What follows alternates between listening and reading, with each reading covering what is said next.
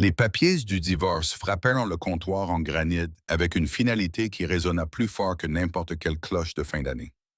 Mark ajusta sa cravate en soie, refusant de croiser son regard, et marmonna: J'ai besoin d'une femme, Serena, pas d'une éternelle étudiante.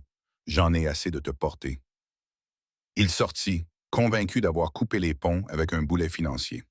Il ne se doutait pas que l'étudiante qu'il venait d'abandonner était à exactement 45 minutes d'entrer dans une salle de réunion pour signer le plus gros contrat d'acquisition biotechnologique de la décennie. Mark pensait divorcer d'un fardeau. Il ne se rendait pas compte qu'il divorçait d'une femme qui était sur le point de devenir milliardaire. Le soleil matinal filtrait à travers les rideaux transparents de l'appartement situé sur la 81e rue Ouest à Manhattan, projetant de longues ombres pâles dans le salon. C'était un mardi de mai. Plus précisément, le 14 mai, jour de la remise des diplômes de Serena Vance. Pendant 3 ans, Serena avait survécu avec 4 heures de sommeil par nuit, du café rassis et sa seule volonté. Aujourd'hui, elle allait enfin recevoir son doctorat en biochimie de l'Université Columbia. Cela aurait dû être un jour de champagne et de soulagement. Au lieu de cela, l'atmosphère dans l'appartement était si pesante qu'on aurait pu s'étouffer. Mark Sterling, son mari depuis 5 ans, se tenait près de l'îlot de cuisine. Il portait son costume bleu marine sur mesure, celui qu'il enfilait lorsqu'il devait licencier quelqu'un dans son entreprise de marketing de taille moyenne. Il regarda sa Rolex Submariner, un cadeau que Serena lui avait offert avec ses économies 2 ans auparavant, et soupira si fort qu'on pouvait l'entendre dans le couloir. Serena, tu m'écoutes au moins. La voix de Mark était calme, ce qui ne faisait qu'empirer les choses. C'était la voix d'un homme qui avait répété ce discours devant le miroir. Serena se tenait figée près de la machine à café, la main légèrement tremblante, tenant une tasse sur laquelle était inscrit Future PDG. Elle la posa lentement. Je t'écoute, Mark. J'essayais juste de comprendre le timing. Aujourd'hui, tu fais ça aujourd'hui? Mark prit une enveloppe en papier craft sur le comptoir et la fit glisser sur la surface en marbre. Elle s'arrêta à quelques centimètres de sa main. Il n'y a pas de bon moment, Serena, dit-il d'un ton empreint d'une patience condescendante. Mais franchement, je n'avais pas envie de passer 3 heures à faire semblant d'être fier de toi pour avoir repoussé l'âge adulte de quelques années. Ces mots lui firent l'effet d'une gifle. Serena le regarda vraiment. Il était beau, d'une beauté conventionnelle et raffinée, avec une mâchoire carrée et des cheveux blonds savamment coiffés. Mais ses yeux étaient froids. C'étaient les yeux d'un homme qui considérait les relations comme des bilans financiers. Retarder l'âge adulte, répéta Serena, d'une voix à peine audible. Mark, je travaille sur une séquence de protéines synthétiques qui pourrait révolutionner le traitement des maladies auto-immunes. Ce n'est pas un hobby, c'est le travail de ma vie. Mark rit. C'était un rire sec, sans humour. C'est un projet scientifique, Serena. Et pendant que tu jouais dans ton laboratoire, qui payait l'hypothèque? Qui payait les dîners, les vacances? Moi. Je nous ai soutenus et je suis fatigué. Je veux une partenaire qui contribue au monde réel, pas quelqu'un qui poursuit des fantasmes académiques. Il contourna l'îlot, réduisant la distance entre eux. Mais il ne tendit pas la main pour la toucher. Il sentait le bois de santal et le détachement coûteux. J'ai rencontré quelqu'un, ajouta-t-il avec désinvolture, comme s'il parlait de la météo. Le monde sembla basculer sur son axe. Quoi? Elle s'appelle Jessica. Elle est vice-présidente de l'entreprise. Elle a les pieds sur terre. Elle gagne beaucoup d'argent. Elle comprend la pression que je subis. Nous sommes au même niveau. Il ajusta ses boutons de manchette. J'ai déjà déménagé mes affaires dans la chambre d'amis la semaine dernière, mais je vais passer la nuit à l'hôtel. Je veux que tu quittes cet appartement avant la fin du mois. Après tout, il est à mon nom. Serena ressentit une sensation étrange. Ce n'était pas seulement un chagrin d'amour, c'était de la lucidité. Pendant des années, elle avait atténué son éclat pour que Mark se sente plus important. Quand elle obtenait des bourses, elle minimisait leur montant. Quand elle était publiée dans des revues importantes, elle n'encadrait pas les articles. Elle avait joué le rôle de l'épouse étudiante en difficulté pour qu'il puisse se sentir comme le pourvoyeur, le grand homme. Tu penses que je suis un fardeau? Demanda Serena d'un ton neutre. Je pense que tu es une fille adorable, Serena, mais tu stagnes. Tu n'as aucune ambition pour les choses qui comptent vraiment. Le statut, la richesse, la stabilité. Mark regarda à nouveau sa montre. Écoute, Signe les papiers, c'est une séparation standard. Tu gardes ta dette étudiante. Je garde mes biens. C'est équitable. Il tapota l'enveloppe. Félicitations pour ton diplôme, Serena. Rends-toi service, trouve un emploi de technicienne de laboratoire ou d'enseignante. Arrête de rêver. Sur ces mots, Mark Sterling fit demi-tour et quitta l'appartement. La porte se referma dans un clic, laissant Serena seule dans le silence. Elle fixa la porte pendant une bonne minute, puis elle baissa les yeux vers l'enveloppe. Elle ne pleura pas. Les larmes ne venaient tout simplement pas. À la place, une vibration lui parcourut la hanche. Elle sortit son téléphone de sa poche. C'était un message crypté sur l'application Signal. L'identifiant de l'expéditeur était une simple lettre, G. Le message disait « Le conseil d'administration de Chimera Global est réuni. La valorisation s'élève à 800 millions de dollars. Nous avons besoin de la signature des fondateurs à 11 heures. Êtes-vous prête, Doug Vance? » Serena regarda les papiers du divorce puis son téléphone. Un sourire lent et dangereux se dessina sur son visage. « Mark, murmura-t-elle dans la pièce vide, tu n'as absolument aucune idée de ce que tu viens de jeter. » Serena bougea avec une précision mécanique. Elle entra dans la chambre qu'elle avait partagée avec un homme qui la considérait comme sans valeur, ouvrit le fond de son placard et poussa une rangée de cardigans et de jeans modestes pour découvrir un sac à vêtements de chez Bergdorf Goodman. Elle l'ouvrit. À l'intérieur, il n'y avait pas de toge de diplômé. C'était un tailleur, mais pas n'importe lequel.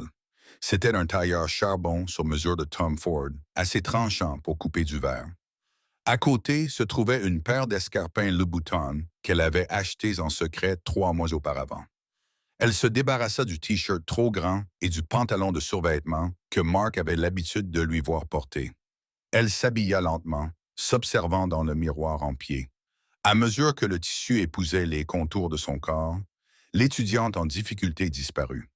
À sa place se tenait la PDG de Vance Biosynth, une société fantôme qui opérait en mode furtif depuis 24 mois.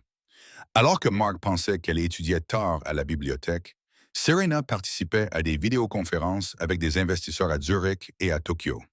Alors que Mark pensait qu'elle rédigeait une thèse, elle déposait un brevet pour une enzyme exclusive capable de décomposer les microplastiques dans le sang humain. Une découverte que toutes les grandes sociétés pharmaceutiques du monde se disputaient actuellement. Elle appliqua une couche de rouge à lèvres rouges, Ruby Woo de MAC, et attacha ses cheveux en un chignon sévère et élégant. Elle attrapa son sac en cuir usé, en vida le contenu sur le lit et transféra son ordinateur portable et le disque dur crypté dans une élégante maillette Hermès. Elle retourna dans la cuisine et prit les papiers du divorce. Elle ne les signa pas. À la place, elle prit un post-it et y écrivit 3 mots. « On se voit au tribunal. » Elle le colla sur l'enveloppe et la laissa à l'endroit où Mark l'avait placé. Elle sortit de l'immeuble et héla un taxi. « Où ça, mademoiselle? » demanda le chauffeur. « À l'université Collier d'abord, » répondit Serena en consultant son téléphone. Puis au 30 Rockefeller Plaza. Le trajet jusqu'à l'université fut flou à cause du trafic new-yorkais. Le téléphone de Serena était saturé de notifications, mais elle les ignora toutes sauf une. Elle provenait de son avocat et partenaire commercial, David Cohen. « David, j'espère que vous êtes assis. Chimera vient d'augmenter son offre. Ils veulent également les droits exclusifs sur le marché asiatique. Ils offrent 50 millions de dollars supplémentaires en options sur actions. La valeur totale de la transaction atteint près de 800 millions. Julian Thorne vient en personne vous serrer la main. Julian Thorne. » Ce nom faisait frissonner tout le secteur. Il était le PDG de Chimera Global, un homme connu pour avaler les startups au petit déjeuner. Il était impitoyable, brillant et notoirement discret. Si Julian Thorne venait, ce n'était pas seulement un accord, c'était un couronnement. Le taxi s'arrêta devant les portes de Columbia. Le campus fourmillait de familles, de ballons et d'étudiants vêtus de toges bleues. Serena paya le chauffeur et sortit. Elle ne portait pas de toge. Elle n'avait pas l'intention de monter sur scène aujourd'hui. Elle scruta la foule. Elle devait trouver ses parents qui avaient pris de l'avion depuis l'Ohio. Ils étaient les seuls à connaître la vérité, ou du moins une partie.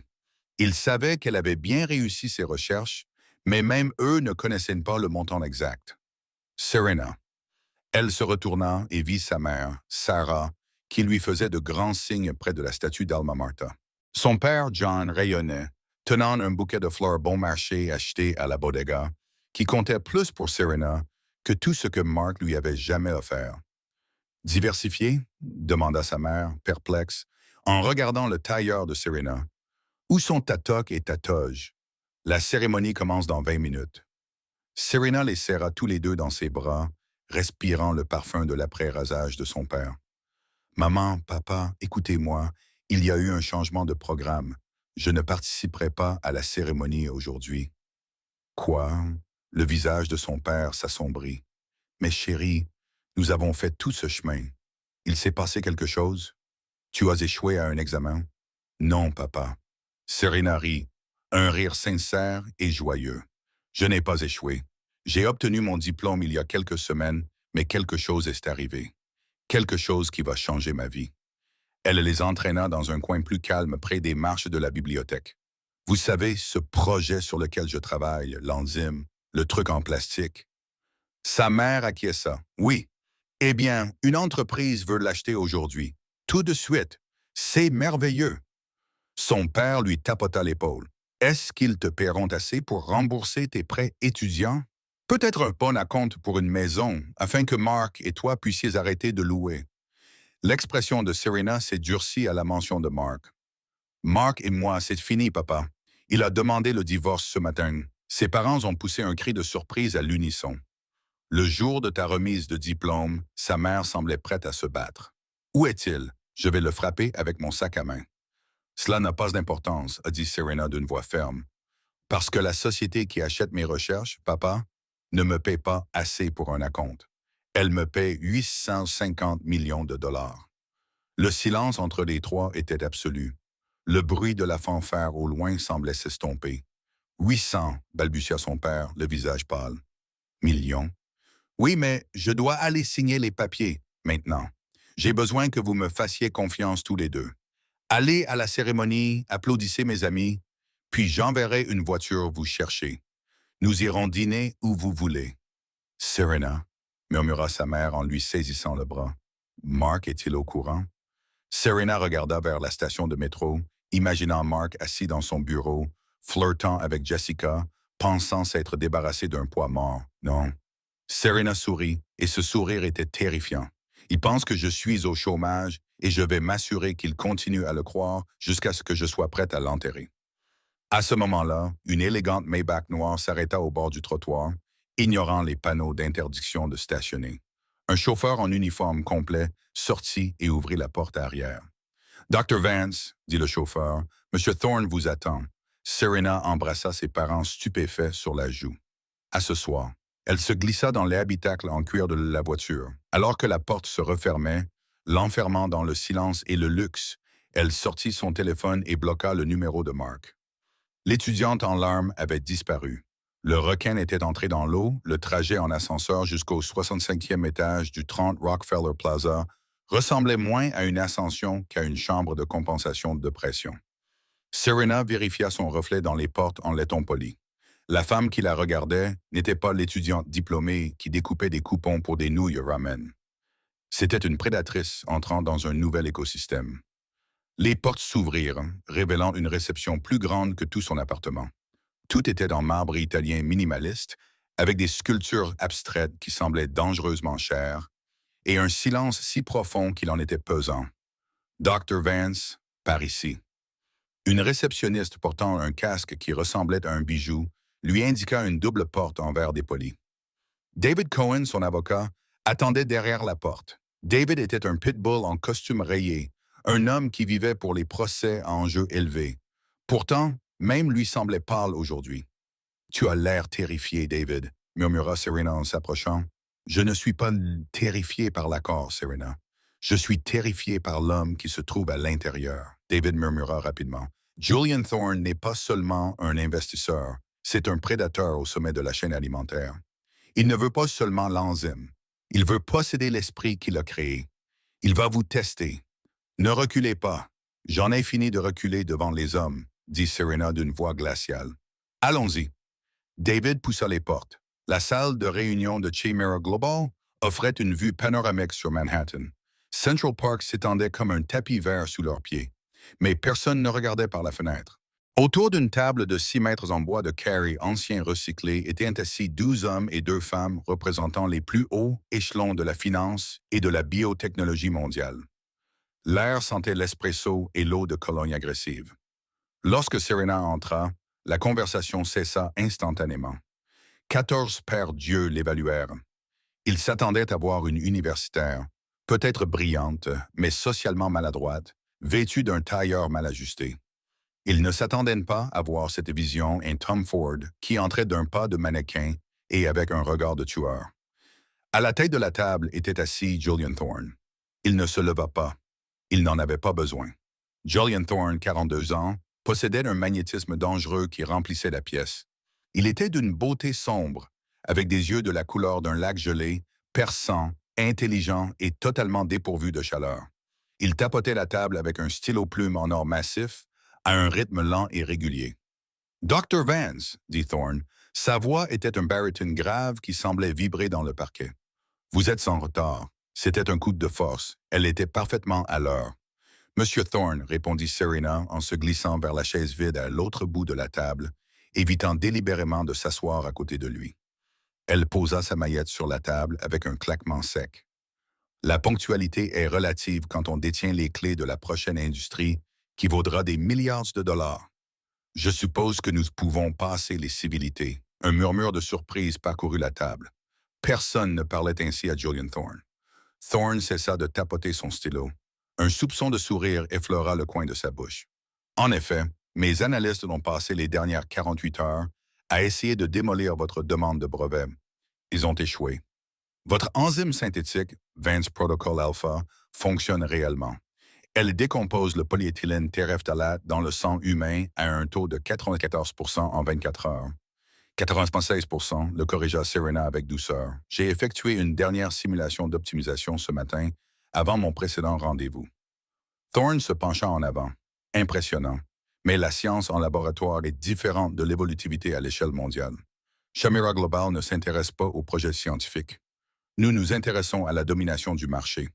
Pourquoi devrais-je faire confiance à un nouveau docteur sans expérience en entreprise pour diriger la division de recherche d'une acquisition de 850 millions de dollars? C'était le test. Mark se serait effondré sous ce regard. Mark aurait bégayé à propos de ses qualifications. Serena se pencha également en avant, égalant son intensité à travers les 6 mètres de bois rares qui les séparaient. Parce que, Monsieur Thorne, je ne suis pas seulement une scientifique. Je suis quelqu'un qui a passé 5 ans à mourir de faim dans un laboratoire en sous-sol, alors que tout le monde me disait que c'était impossible. Tout en gérant le foyer d'un homme qui considérait mon travail comme un passe-temps mignon. Je comprends l'efficacité parce que j'ai dû créer quelque chose de grand avec zéro ressource. Vous n'achetez pas mon expérience en entreprise. Vous achetez ma faim, et en ce moment, je meurs de faim. Le silence s'étira pendant 5 secondes interminables. Thorne la fixait, ses yeux froids évaluant chaque micro-expression de son visage. Il cherchait la peur, il n'en trouva aucune. Thorne referma lentement son stylo en or, il se leva. Toute la salle semblait retenir son souffle. « Messieurs, mesdames, dit Thorne sans quitter Serena des yeux, laissez-nous seuls. » Ce n'était pas une demande. Les 12 Cars et David Cohen se dispersèrent comme des cafards lorsque la lumière s'allume. En moins de 30 secondes, Serena Vance et Julian Thorne se retrouvèrent seuls dans la vaste salle de réunion. Julian Thorne fit lentement le tour de la table. De près, il était encore plus intimidant. Il était plus grand qu'il n'en avait l'air et se déplaçait avec la grâce d'une panthère. Il s'arrêta à quelques mètres de Serena, s'appuyant nonchalamment contre la fenêtre, la ville s'étendant sous ses yeux. « Vous êtes en colère, Dr. Vance, » observa Thorne calmement. Ce n'était pas une accusation, c'était un constat. « Est-ce pertinent pour l'acquisition ?» demanda Serena, restant sur ses gardes. « C'est tout à fait pertinent. Les émotions stimulent l'innovation ou la détruisent. J'ai besoin de savoir quel type de colère vous anime. Est-ce celle qui réduit une maison en cendres ou celle qui permet de bâtir un empire sur les ruines? » Serena pensa à Mark. Elle pensa au papier du divorce posé sur le comptoir de leur cuisine. Elle pensa à l'existence suffisante de Jessica. « La deuxième, répondit-elle. Thorne acquiesça lentement. « Bien, car j'ai vérifié vos antécédents ce matin. Procédure standard. Il semble que votre mari, M. Mark Sterling, ait demandé le divorce à Hanson, là où je me trouve aujourd'hui. Serena sentit une montée d'adrénaline. Vos ressources sont exhaustives, elles sont absolues. Alors dites-moi, Serena, et je vous pose cette question d'homme à femme, pas de PDG à fondatrice. Signez-vous cet accord aujourd'hui pour sauver le monde des microplastiques ou pour devenir l'arme la plus puissante que votre ex-mari ait jamais vue? Serena le regarda droit dans les yeux. Il était inutile de mentir à un homme comme Julian Thorne. Il voyait tout de toute façon. Les deux, répondit-elle, mais surtout l'arme. Pour la première fois, Julian Thorne rit. C'était un son grave et riche qui la surprit. Je vous aime bien, Serena Vance. Vous êtes impitoyable. Je pensais acheter une brillante scientifique. Il s'avère que j'achète un génie vindicatif. C'est beaucoup plus rentable. Il retourna à la tête de la table et appuya sur un bouton de l'interphone. Renvoyez les avocats avec la version finale. Nous signons. 5 minutes plus tard, les papiers étaient étalés. Les chiffres étaient stupéfiants. Une valorisation totale de 850 millions de dollars, 400 millions de dollars payés comptant, le reste sous forme d'options sur actions et de primes de performance sur 3 ans. Serena conserverait une participation de 10% et resterait directrice scientifique avec un salaire de 2 millions de dollars par an. Sa main ne trembla pas lorsqu'elle prit le stylo. Elle signa de son nom Dr. Serena Vance. Avec cette signature, l'étudiante en difficulté a cessé d'exister. Elle était désormais l'une des femmes les plus riches de New York, ayant fait fortune par elle-même. David Cohen semblait sur le point de s'évanouir de soulagement. Thorne s'est contenté d'ouvrir une bouteille de Dom Pérignon millésimée qui était apparue dans un réfrigérateur caché. Il a versé 2 coupes et en a tendu une à Serena. Thorne a porté un toast au partenariat Nés en enfer en faisant teinter sa coupe contre celle de Serena. Le champagne avait le goût de la victoire. Une victoire froide, tranchante et coûteuse. Pendant que Serena sirotait un champagne à 100 dollars dans la salle de réunion d'un penthouse, Mark Sterling s'enregistrait dans un hôtel standard du quartier de Meatpacking. La chambre était hors de prix et branchée, exactement le genre d'endroit où Mark pensait que les hommes qui avaient réussi séjournaient. Il jeta sa veste de costume sur le lit et desserra sa cravate, envahi par un profond sentiment de soulagement. Il prit son téléphone et composa un numéro. « Salut bébé !» murmura-t-il lorsque Jessica répondit. « Tu l'as fait ?» La voix de Jessica était rauque. Elle était actuellement dans son bureau chez Mark, faisant semblant de travailler sur un tableur. « C'est fait! J'ai lâché la bombe ce matin. Mon Dieu, tu aurais dû voir son visage. Elle avait l'air d'un chiot battu. J'ai presque eu pitié d'elle. Presque. » Mark rit en se servant un whisky dans le minibar. « Elle a pleuré ?» demanda Jessica d'un ton cru. « Étonnamment, non. Elle est juste restée là, en pyjama, l'air pathétique. Je lui ai dit de partir avant la fin du mois. Enfin, Jess, plus de poids de mort, plus besoin de financer ses études interminables. Nous sommes libres. » « Bien, ronronna Jessica, parce que j'ai réservé une table au Laird Nadan ce soir pour fêter ça. Ça va coûter une fortune. Chérie, je viens de me débarrasser d'une lourde charge financière. On peut se le permettre. C'est moi le chef de famille maintenant. C'est moi qui gagne vraiment de l'argent. » Mark raccrocha, se sentant comme le roi de New York. Il se dirigea vers la fenêtre et regarda la ville. Il se sentait plus léger, libéré d'un poids. Il avait troqué un modèle vieux et ennuyeux contre un nouveau modèle élégant et ambitieux. Son téléphone vibra pour lui signaler l'arrivée d'un email. Il s'agissait d'une alerte automatique de sa banque. Objet, alerte compte joint, avertissement de découvert. Mark fronça les sourcils. Il cliqua pour ouvrir l'email. Votre compte courant joint se terminant par NACA 4590 a été débité de 12,5 DA. Le solde actuel est de 12,450 Waters. Mark fixa l'écran. C'était le compte qu'il utilisait pour payer l'hypothèque. Le compte qu'il avait explicitement demandé à Serena de ne pas toucher il y a 2 ans, lorsqu'il avait pris en charge ses finances pour son propre bien. « Mais qu'est-ce qui lui a pris, Serena ?» marmonna-t-il, la colère remplaçant son soulagement. Elle a dû se lancer dans une virée shopping haineuse dès qu'il est parti. Une dernière tentative pathétique pour le blesser.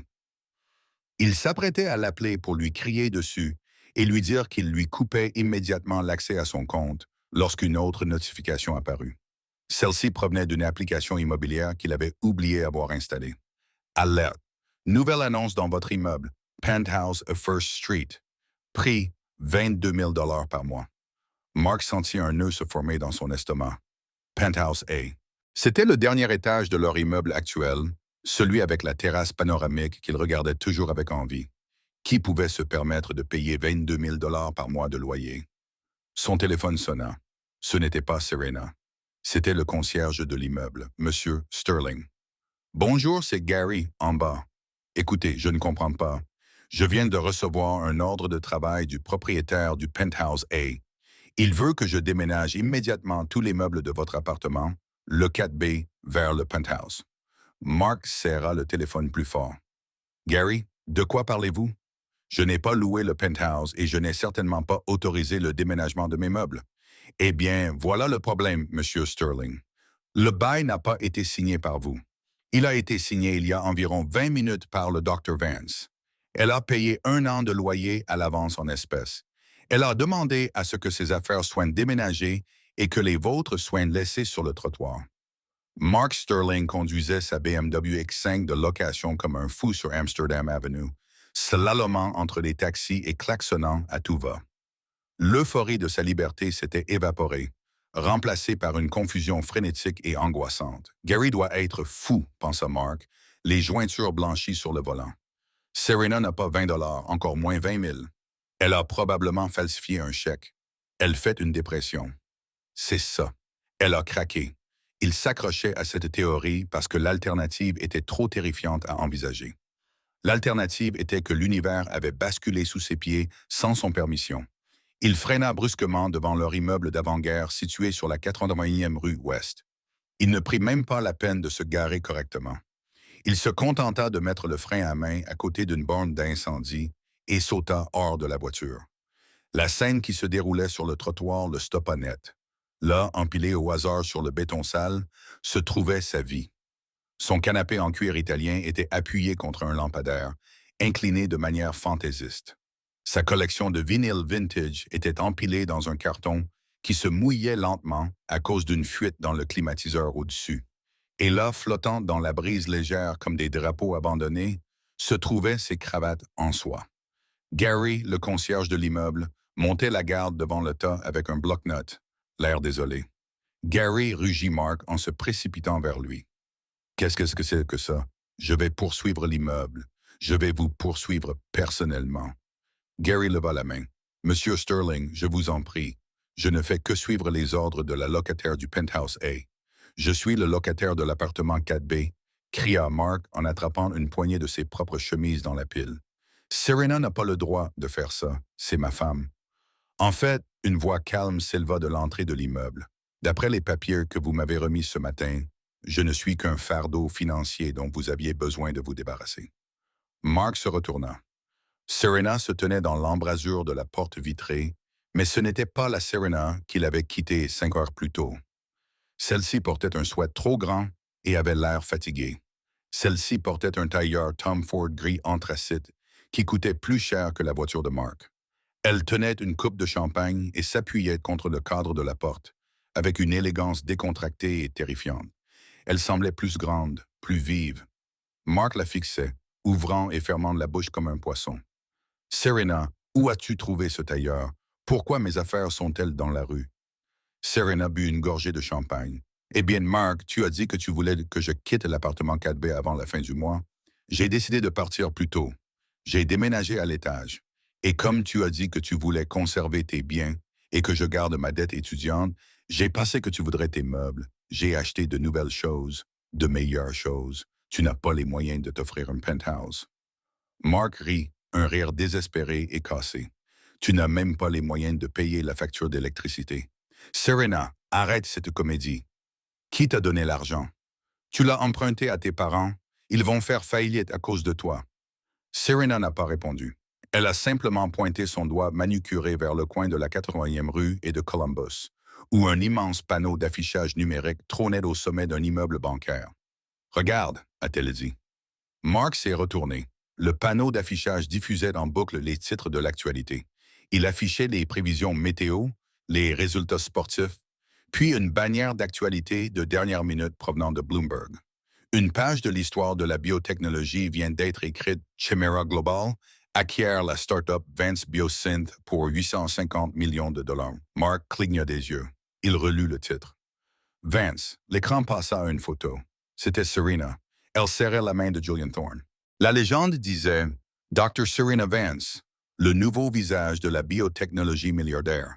Mark sentit le sang se retirer de son visage si rapidement qu'il faillit s'évanouir. Le bruit de la ville s'estompa. Tout ce qu'il entendait, c'était le battement de son propre pouls. 850 millions de dollars. Il se retourna vers Serena, les yeux écarquillés de stupeur et pris d'une soudaine et écœurante prise de conscience de ce qu'il avait fait. « Toi, balbutia Mark, tu as vendu aujourd'hui, quelques minutes après ton départ. » Serena sourit. « Tu avais raison, Mark, je te freinais. Si je t'avais parlé de l'accord, tu aurais essayé de le gérer. Tu t'en serais mêlé. Tu aurais essayé de négocier pour moi et tu aurais tout gâché. Ton départ a été la meilleure stratégie commerciale que j'ai jamais eue. » Le cerveau de Mark commença à dérailler. Le choc fut rapidement remplacé par une logique avide et désespérée. Attends. Il enjamba sa pile de vêtements et s'approcha d'elle avec un changement soudain d'attitude. Il prit son air de vendeur, le sourire charmant qu'il utilisait pour conclure des contrats avec ses clients. « Serena, chérie, dit-il d'une voix douce et ronronnante. « Mon Dieu, je ne savais pas. Pourquoi ne m'as-tu rien dit? C'est incroyable. Nous avons réussi. Toutes ces nuits blanches, je savais qu'elles porteraient leurs fruits.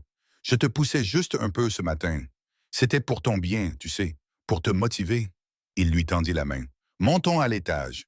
Retirons ces documents de la rue et allons fêter ça. Nous avons tant de choses à planifier. » Serena ne bougea pas. Elle regarda simplement sa main tendue, comme si elle était couverte de boue. « Gary, » dit-elle calmement. « Oui, Dr. Vance, » répondit le concierge. « Si cet homme franchit le seuil de cet immeuble, appelez la police. Il est en infraction. » Mark se figea. « Serena, tu ne peux pas faire ça. Nous sommes mariés. »« Plus pour longtemps, » dit-elle. « Et Mark, ne t'inquiète pas pour l'hôtel ce soir. J'ai annulé ta réservation. J'ai supposé que puisque tu es le pourvoyeur, tu pourrais trouver un autre endroit où dormir. Peut-être que Jessica a un canapé. » Sur ces mots, elle se retourna et retourna dans le hall. Les lourdes portes vitrées se refermèrent, se verrouillant avec un clic magnétique. Mark resta sur le trottoir, entouré de ses disques vinyles mouillés, tandis qu'un groupe de touristes s'arrêtait pour prendre en photo l'homme qui venait de jeter $1 milliard. L'appartement de Jessica dans le quartier financier était un studio luxueux, principalement décoré en beige et parfumé par des bougies à la vanille. Mark faisait les 100 pas dans la petite pièce, un verre de scotch bon marché à la main. Il était agité, le regard fou. 850 millions. Mark soulignait chaque mot en faisant les 100 pas. Jessica était assise sur le bord de son lit, parcourant les actualités sur son iPad. Son visage était pâle. Elle ne regardait plus Mark avec convoitise. Elle observait la situation avec les yeux calculateurs d'une complice. « C'est partout sur Internet, Mark, » dit-elle d'une voix tendue. Forbes vient de publier un article. La scientifique Cendrillon, il la surnomme la nouvelle Elizabeth Holmes, mais avec de vraies compétences scientifiques. Elle est vraiment riche. Mark cessa de faire les 100 pas et posa son verre sur la table avec force. « Nous sommes vraiment riches, Jess. Tu ne comprends pas? Comment ça? Nous sommes toujours mariés. » Mark sourit, un sourire terrifiant, empreint de cupidité. « Je suis parti, certes, je lui ai donné les papiers, certes, mais elle ne les a pas signés. Nous sommes légalement mariés. New York est un État où la répartition est équitable. Tout ce qui est acquis pendant le mariage est un bien matrimonial. Cet accord, elle l'a signé aujourd'hui alors que nous étions mariés. Cela signifie que la moitié de cet argent m'appartient. » Il attrapa Jessica par les épaules. « 425 millions de dollars. Jess, tu sais ce qu'on peut faire avec ça? Je peux quitter le cabinet. On ne peut acheter une île. Elle pense avoir gagné. Elle vient de faire de moi l'homme le plus riche qu'elle connaisse. » Les yeux de Jessica s'illuminèrent. La cupidité était contagieuse. « Tu es sûr? » »« Légalement, j'en suis certain. C'est la loi. » Mark sortit son téléphone. « J'appelle mon avocat tout de suite. Nous allons geler ses avoirs avant qu'elle ne dépense un centime. » 1 heure plus tard, Mark était assis dans le bureau d'Arthur Finch, son avocat spécialisé dans les divorces. Arthur était un homme fatigué, avec une tache sur sa cravate. Le genre d'avocat que l'on engage pour un divorce bon marché, pas pour un litige commercial à enjeu élevé. Mark avait passé 20 minutes à hurler sa théorie à Arthur. Elle a signé l'accord à 11h30. J'ai l'horodatage du communiqué de presse. Nous étions mariés. Arthur Finch ajusta ses lunettes et regarda les documents qu'il avait jetés sur son bureau plus tôt dans la matinée. Il regarda la date indiquée sur le dossier. Il regarda Mark avec un mélange de pitié et d'incrédulité. Mark, dit Arthur lentement, vous avez déposé la demande de divorce ce matin à 9h. Et alors? Rétorqua Mark. Il ne l'a pas encore signé. Le divorce n'est pas définitif. Dans l'État de New York, expliqua Arthur d'une voix qui semblait expliquer la gravité à un enfant en bas âge, la date de début d'une procédure matrimoniale est définie comme la date à laquelle la convocation est déposée. Cela met fin à l'accumulation des biens matrimoniaux. Mark retint son souffle. Quoi? À partir du moment où j'ai déposé ces documents pour vous à 9h, Arthur tapota le document. Le partenariat économique de votre mariage a effectivement pris fin aux yeux du tribunal. Toute dette qu'elle contracte après 9 heures du matin lui appartient exclusivement, et tous les biens qu'elle acquiert après 9 heures du matin lui appartiennent exclusivement. La pièce devint silencieuse. Le bourdonnement de la climatisation ressemblait à un rugissement. Mais la voix de Mark était un couinement. Mais nous sommes toujours mariés. Techniquement, oui. Mais financièrement, vous avez rompu le lien 2 heures avant qu'elle ne devienne milliardaire. Arthur retira ses lunettes et se frotta l'arête du nez. Si tu avais attendu jusqu'à demain, si tu avais attendu le dîner pour lui remettre ses papiers, tu aurais eu droit à 50%. Mais comme tu étais si pressé de te débarrasser d'elle, tu as raté le coche de 2h30. Mark fixait le mur, le calcul l'écrasait. 2h30, 150 minutes. S'il était simplement resté prendre un café, s'il avait simplement attendu pour être cruel. Y a-t-il un moyen de contourner cela? Murmura Mark. Pouvons-nous retirer la demande? Dire que c'était une erreur. Nous pouvons essayer, soupira Arthur. Mais elle est désormais représentée par David Cohen. Je l'ai vu aux informations. Cohen est le meilleur requin de la ville. Si nous essayons de prétendre que la demande était une erreur, Cohen sortira les images de vidéosurveillance où l'on vous voit quitter l'appartement. Les SMS où tu dis à ta petite amie que tu l'as fait. Mark, tu es cuit. Tu lui as donné la poule aux œufs d'or et tu t'es exclu toi-même de la grange. Mark s'affala dans son fauteuil. Il se sentait physiquement malade. Son téléphone vibra. C'était Jessica. Jessica, mon amie des ressources humaines, vient de m'apprendre que Serena Vance vient d'acheter 51% des parts de notre agence de marketing. Est-ce vrai? Mark, réponds-moi. Mark fixa le SMS. Elle a racheté l'entreprise. Le téléphone vibra à nouveau. Jessica. Mark, le PDG vient de convoquer une réunion d'urgence avec tout le personnel. Serena Vance est à l'écran. Elle licencie tout le conseil d'administration. Mark, elle est au courant pour nous. Elle sait tout. Mark laissa tomber son téléphone. Il tomba bruyamment sur le sol et l'écran se fissura. Il comprit alors que Serena ne se contentait pas de garder l'argent. Elle venait chercher les miettes qu'il avait laissées. Elle n'était pas seulement une scientifique. C'était une dissectrice, et elle était sur le point de le démembrer, morceau par morceau. Le hall d'entrée de Peck Strategy Group était généralement une ruche débordant d'énergie, remplie de jeunes associés courant avec leur café et de partenaires criant au téléphone. Lorsque Mark Sterling franchit les portes tournantes 20 minutes après avoir laissé tomber son téléphone, le silence le frappa comme un coup physique. Ce n'était pas vide. C'était paralysé. Les réceptionnistes chuchotaient derrière leurs mains. Les associés étaient regroupés dans leurs bureaux, les yeux rivés sur les écrans qui affichaient la chute vertigineuse du cours de l'action de leur propre agence, suivie d'une hausse brutale due à un ordre d'achat massif. Mark courut vers les ascenseurs, mais son badge de sécurité ne fonctionnait pas. Le voyant clignotait en rouge. Accès refusé. « Hé !» cria Mark au gardien de sécurité, un homme qu'il avait ignoré pendant 5 ans. « Ouvrez la porte. Mon badge ne fonctionne pas. » Le gardien le regarda, puis baissa les yeux vers son bloc-notes, puis le regarda à nouveau. « Il fonctionne, Monsieur Sterling. Votre autorisation a été révoquée en attendant la réunion d'urgence du conseil d'administration. Vous devrez prendre l'ascenseur de service pour vous rendre à l'étage de la conférence. » Escorté, Mark sentit l'humiliation lui brûler la nuque. « Je suis vice-président senior. »« Plus maintenant, mon vieux, » marmonna le gardien en sortant de derrière son bureau. « Venez avec moi. » Mark fut conduit dans l'ascenseur de service qui sentait le solvant de nettoyage et les sacs poubelles. Lorsque les portes s'ouvrirent au 40e étage, il entra dans une scène d'exécution d'entreprise. Les parois vitrées de la salle de conférence principale n'étaient pas dépolies, elles étaient transparentes et visibles par tous. À l'intérieur se trouvaient les associés gérantes du cabinet, des hommes qui avaient été les mentors de Mark, ses compagnons de beuverie, ses idoles. Ils avaient l'air terrifiés.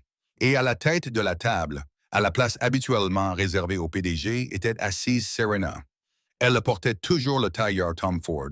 Ses cheveux étaient toujours parfaits, mais l'ordinateur portable devant elle n'affichait pas un tableur. Il affichait les noces de frais de Mark. À côté d'elle était assis Julian Thorne. Il ne faisait rien d'autre que boire de l'eau gazeuse. Pourtant, sa présence était un message clair. Elle avait sorti l'artillerie lourde. Faites-le entrer, dit Serena, sa voix amplifiée par le système de micro de la pièce afin que tout le monde dans la salle puisse l'entendre. Mark entra. Il vit Jessica assise dans un coin, le mascara coulant sur ses joues, tenant une boîte de mouchoirs. Elle ne le regardait pas. Mark, dit Serena d'un ton agréable, en lui indiquant une chaise pliante en plastique installée au centre de la pièce, face au tableau. Je suis ravi que vous puissiez vous joindre à nous. Nous étions justement en train de discuter de l'efficacité du compte Sterling. Mark essaya de rassembler son courage. Serena, c'est de la folie. Tu ne peux pas acheter une entreprise simplement parce que tu es en colère. C'est du business. Exactement. Serena acquiesça. Et en tant que nouvel actionnaire majoritaire, ayant acquis 51% des actions avec droit de vote dans le cadre d'une transaction privée hors marché facilitée par la société holding de M. Thorne, j'examine actuellement les passifs. Et il s'avère, Mark, que tu es un passif énorme. Elle tapa sur une touche de son ordinateur portable. Un écran de projection descendit derrière elle. Il montrait un calendrier des dîners avec les clients de Mark au cours des 6 derniers mois. Tu vois, commença Serena en arpentant la pièce comme un procureur. Mark a facturé à l'entreprise des dîners au Nou, au Cibriani et au Le Bernard. Il les a répertoriés comme des réunions d'acquisition de clients, mais j'ai recoupé les dettes. Elle a désigné Jessica. Jessica, y avait-il des clients présents au dîner du 14 février, le jour de la Saint-Valentin? Jessica est sanglotée. Non. Et le week-end dans les Hamptons en avril? Présenté comme une retraite stratégique. Non, a murmuré Jessica. Serena s'est retournée vers le conseil d'administration. Messieurs, votre vice-président senior a détourné des fonds de l'entreprise pour financer une liaison avec une subordonnée dans le monde des affaires. Ce n'est pas seulement un motif de licenciement. C'est un motif de poursuite judiciaire. Mark sentit la pièce tourner. Serena, s'il te plaît, nous pouvons en parler à la maison. Je n'ai pas de maison avec toi, Mark. J'ai un penthouse. Tu as une chambre d'hôtel que tu ne peux pas te permettre. Ses yeux lancèrent des éclairs. Mais je ne te licencie pas pour détournement de fonds. Je peux régler ça en saisissant ton 401k et tes stock options. Tu ne peux pas me prendre ma retraite, Mark hurla. Lis les statuts, Mark. Une faute grave entraîne la perte de tous les droits acquis. C'est la norme. Tu l'as signé. Julian Thorne prit la parole pour la première fois, d'une voix ennuyée et meurtrière. Mes avocats ont déjà traité la récupération. Tu as actuellement une valeur négative de 40 000 $. Serena s'approcha de Mark. Elle était si proche qu'il pouvait sentir son parfum, une odeur qu'il ne reconnaissait même pas. Elle avait tout changé en elle en 12 heures. Je te licencie, dit Serena doucement, parce que tu es médiocre. J'ai examiné ton portefeuille. Tes idées sont dérivées. Tes stratégies sont dépassées. Vous avez profité du travail de meilleurs que vous, tout comme vous avez essayé de profiter du mien. Je restructure cette agence. Nous nous orientons vers les relations publiques dans le domaine des biotechnologies. Et franchement, Mark, vous n'êtes pas assez intelligent pour travailler pour moi. Elle se tourna vers le garde de sécurité. Escortez M. Sterling et Mlle Jessica hors du bâtiment. S'ils essaient de prendre ne serait-ce qu'une agrafeuse, arrêtez-les. Serena. Mark tomba à genoux. C'était un geste instinctif et pathétique. Serena, ne fais pas ça. Je suis ton mari. Je t'aime. C'était une erreur. J'avais peur de ton succès. C'est tout. Je manquais d'assurance. On peut arranger ça avec ton argent et mes relations. Serena le regarda. Il n'y avait plus de haine dans ses yeux. Juste une profonde pitié vide. Tu n'as pas de relation, Mark, dit-elle. Tu as des connaissances qui te toléraient parce que tu avais un compte de dépenses. Elles ont disparu maintenant. Elle lui tourna le dos. Faites-le sortir de ma vue. Alors que les gardes traînaient Mark Sterling hors du bureau où il se pavanait autrefois comme un roi, il vit les employés, les réceptionnistes, les stagiaires, les assistants qu'il avait ignorés ou rabaissés. Il ne détournait pas le regard. Il le regardait. Et certains d'entre eux, les plus courageux, souriaient. 6 mois plus tard, la bibliothèque publique de New York était illuminée de lumière violette et dorée. C'était la nuit du Chimera Global Innovation Gala, l'événement le plus exclusif de la ville. Les paparazzi étaient alignés sur 3 rangées, leurs appareils photo clignotant comme des éclairs tandis que les limousines déposaient sénateurs, magnates de la technologie et stars de cinéma. Il pleuvait, une pluie froide et misérable de novembre. De l'autre côté de la rue, debout sous l'auvent d'une bodega, un homme vêtu d'un imperméable mouillé observait le défilé. Mark Sterling avait pris 10 ans. Ses cheveux s'étaient clairsemés et leur blondeur avait laissé place à un gris terne. Il ne portait pas de costume sur mesure. Il portait un pantalon prêt-à-porter et un manteau qu'il avait acheté dans une friperie. Les 6 derniers mois avaient été une leçon de gravité. Après son licenciement, l'industrie l'avait mis sur liste noire. Serena ne s'était pas contentée de le licencier. Elle avait rendu publique la preuve de son détournement de fonds. Aucune entreprise réputée ne voulait l'embaucher. Il avait perdu son appartement. Il avait vendu sa BMW. Jessica l'avait quitté 3 jours après son licenciement, le traitant de loser avant de bloquer son numéro et de retourner dans l'Ohio. Mark travaillait actuellement comme chef d'équipe dans un entrepôt logistique du Queens. Il passait ses journées à crier sur les conducteurs de chariots élévateurs et ses nuits à manger des plats préparés au micro-ondes dans un studio en sous-sol qui sentait le moisi. Mais ce soir, il était là. Il avait lu que Serena était l'invité d'honneur. Il n'avait pas de plan. Il avait juste un fantasme, l'illusion que s'il pouvait la voir, lui parler, il pourrait lui rappeler les bons moments. Il pourrait la convaincre qu'il avait appris sa leçon. Il avait besoin d'une bouée de sauvetage. Un rugissement s'éleva de la foule. Une Rolls-Royce Phantom argentée s'arrêta devant le tapis rouge. La porte s'ouvrit et Julian Thorne en sortit, élégant dans son smoking en velours. Il se retourna et tendit la main au passager. Serena Vance en sortit. Elle était à couper le souffle. Elle portait une robe qui semblait tissée d'argent liquide, scintillant à chaque mouvement. Elle rayonnait de puissance. Elle n'était pas seulement riche, elle était importante. C'était une titane. Mark sentait une douleur si forte dans la poitrine qu'il faillit se plier en deux. C'était sa femme. Techniquement, le divorce avait été prononcé 2 mois auparavant, mais dans son esprit, elle était toujours sienne. Il se détacha du mur et traversa la rue en courant, esquivant les voitures. « Serena » cria-t-il. « Serena !» Les agences de sécurité se précipitèrent immédiatement vers lui.